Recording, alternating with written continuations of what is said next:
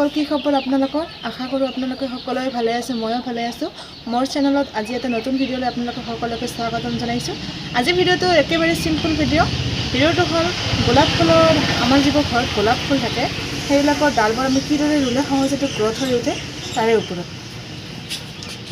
ইয়াতে আছে এইটো মৰি গৈছে ইয়াতে ভালদৰে টিপমিনি গোলাপ আছিল তো এইটো মই চেঞ্জ কৰি দি কেনে ইয়াৰে এটা ডাল লৈ কেনে ইয়াতে ৰুই দিম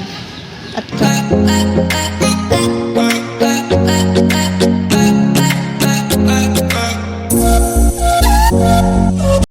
ৰোৱা কমপ্লিট হ'ল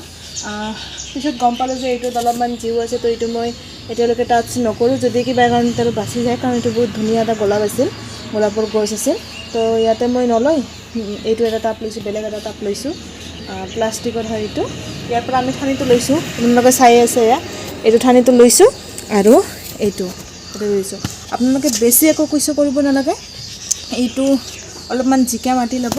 আৰু ঠানিটো যে ৰুই দিব সেইটো অলপো লৰচৰ নকৰিব কাৰণ লৰচৰ কৰিলে এইটো বাচি থকাৰ সম্ভাৱনা বেছি নাথাকিব তো আপোনালোকে সদায় পুৱাকে পানী দিব 4-5 দিনমান পানী দিব ইয়াৰ জিও নলগালৈকে তাৰপিছত 2 সপ্তাহ পিছত আপোনালোকে চাব ইয়াৰ চেহেৰা বহুত বেলেগ হৈ যাব তো আমি 2 সপ্তাহলৈকে ৱেইট কৰোঁ সো বন্ধুসকল আপোনালোকক কোৱাৰ দৰে মই 2 সপ্তাহ পিছত কেমেৰাত বন্দী কৰা নাই কাৰণ মই এটা কিবা কামত ব্যস্ত থকাৰ কাৰণে সো এয়া মই এমাহ 10 দিন পিছৰ দৃশ্য আপোনালোকক দেখাই আছোঁ আপোনালোকে চাই আছে কিমান ধুনীয়াকৈ সেই সৰু এটা গোলাপৰ ডাল কি ধৰণে গ্ৰথ হৈছে সৰু এটা টাপত আপোনালোকে চাই আছে এটা প্লাষ্টিকৰ টাপত আৰু ইয়াতে কিছুদিন পিছত ফুলো ধৰিব আপোনালোকক মই সেই দৃশ্য দেখাম বাৰু পিছৰ ভিডিঅ'ত কিন্তু বৰ্তমান মই এইটোৱে আপোনালোকক দেখাই আছোঁ কাৰণ ভিডিঅ' ইমান লং কৰিব খোজা নাই মই আৰু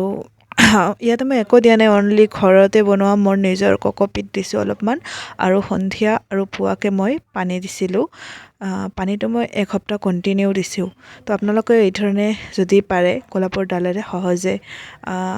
মানে ফুলৰ গছ গ্ৰথ কৰিব পাৰে গোলাপৰ